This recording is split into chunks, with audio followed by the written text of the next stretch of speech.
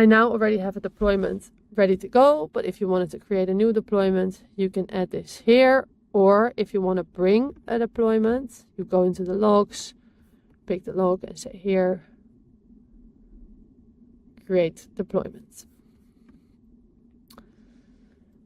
Here you see a slightly adjusted version of the prompt that you saw in the playground. So here again, a very simple system prompt. Today I'm showing you a simple customer support bot, but this could have been any system prompt. This could have been summarization, translation, data extraction. It could have been anything. And then here I see several input variables. These input variables are retrieved from your systems or from your client systems.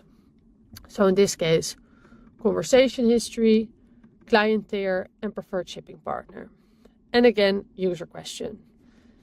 Then here on the left side, a similar configuration as to what you just saw in playgrounds, model configuration, all the parameters, but a lot of additional scaffolding. So deployments is our feature that pretty much combines a model plus a prompt, but we've built a lot around this that makes this a really powerful feature. A feature that can also be used as a tool for an agent.